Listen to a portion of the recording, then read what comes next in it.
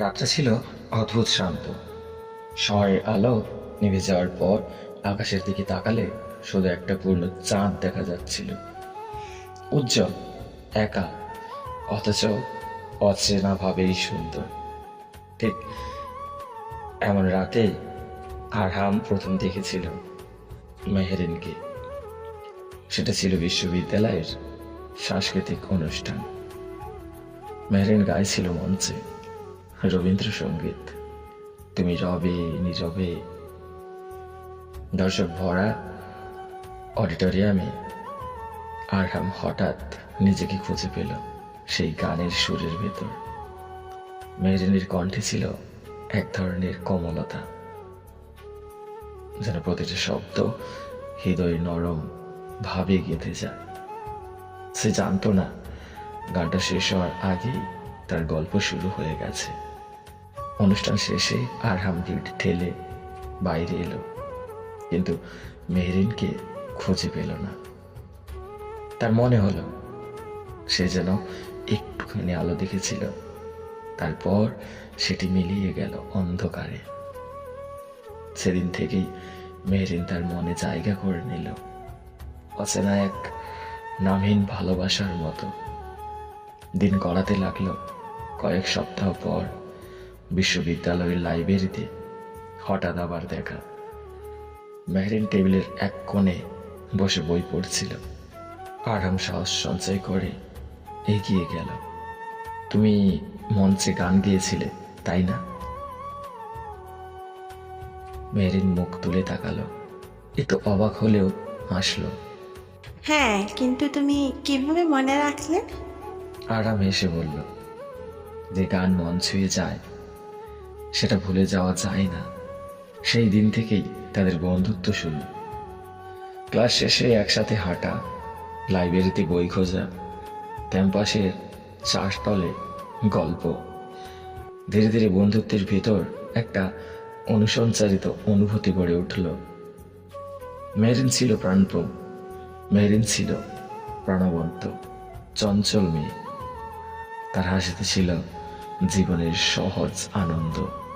আর আরাম ছিল একটু শান্ত, চিন্তাশীল প্রকৃতির। কিন্তু তাদের দুজনের মধ্যে এক অদ্ভুত মিল ছিল। দুজনেই একা থাকলে চাঁদের দিকে তাকিয়ে থাকতে ভালোবাসত। দুজনেই একা থাকলে চাঁদের দিকে তাকিয়ে থাকতে ভালোবাসত। একদিন সন্ধ্যায় ক্যাম্পাসের ছাদে বসে তারা চাঁদ দেখছিল। হালকা বাতাস বইছে। মেহরিন বলল, জানো, চাঁদটাকে আমি খুব হিংসে করি। আরহাম অবাক হয়ে জিজ্ঞেস করল, হিংসে কেন? মেহরিন হেসে বলল, কারণ চাঁদ কখনো কারোর হয় না, তবুও সবাই ওকে ভালোবাসে। আরহাম একটু চুপ করে থেকে বলল, কিন্তু কিছু ভালোবাসা অধিকার চায় না, শুধু থেকে যাওয়াই যথেষ্ট। সেই রাতে তারা বুঝল, কিছু সম্পর্কের নাম দেওয়া যায় না, কিন্তু অনুভব করা যায় প্রতিটি নিঃশ্বাসে। কিন্তু জীবনের গল্পে মোড় আসে হঠাৎই। মেহরিনের বাবা বিদেশে চাকরি পেয়ে পরিবার নিয়ে চলে যাওয়ার সিদ্ধান্ত নিলেন। সে খবর শুনে আরহামের বুকের ভেতরটা কেঁপে উঠল। সেদিনই তারা আবার ছাদে দেখা করল, ঠিক সেই চাঁদের নিচে। মেহরিন বলল, আমি যাচ্ছি, হয়তো অনেক দিনের জন্য। জানি না ফিরে আসবো কিনা। আরাম কিছু বলল না। সে শুধু আকাশের দিকে তাকিয়েছে, যেন কথা বলছে চাঁদের সঙ্গে। তারপর ধীরে ধীরে বলল, যদি কখনো চাঁদ দেখো, মনে করো আমি তাকিয়ে আছি একই আকাশের নিচে। মেরিনের চোখ মুছে বলল, আর তুমি যদি চাঁদ দেখো, মনে করো কেউ তোমার জন্য গান গাইছে দূরে কোথাও। তারপর সে চলে গেল। বিমানের জানলার পাশে বসে মেহরিন শেষবারের মতো তাকিয়েছিল নিচে ঝলমল করা শহরের দিকে। কোথাও একজন মানুষ হয়তো তখন আকাশের দিকে তাকিয়েছিল, ঠিক একই চাঁদের নিচে। সময় গড়ালো।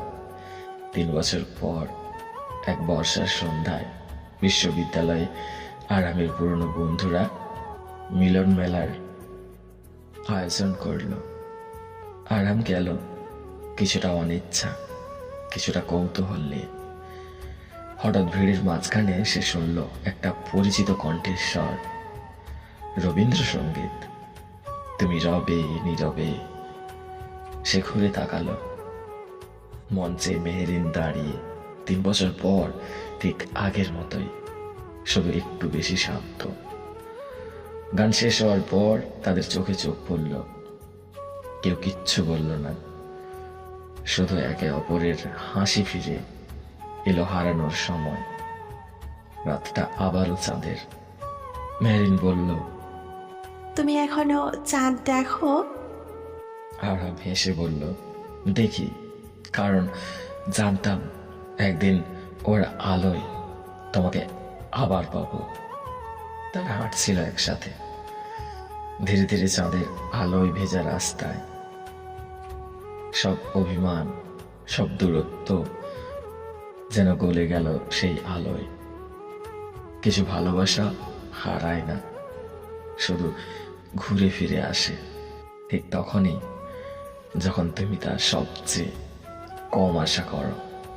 সব বন্ধুরা, আমাদের গল্পটা যদি আপনাদের ভালো লাগে, আমাদের চ্যানেলটি সাবস্ক্রাইব করুন, পাশে থাকা বেল আইকনের অল ঘন্টিটা বাজিয়ে দিন। আর হ্যাঁ বন্ধুরা, এরকম গল্প আপনাদের বন্ধুদের কাছে একটু শেয়ার করে দিন। আর হ্যাঁ, একটা লাইক করে কমেন্টে বলে যাবেন কেমন লাগলো। আপনাদের একটা কমেন্ট পেলে আমরা মোটিভ হই নতুন নতুন গল্প বানানোর জন্য। ধন্যবাদ।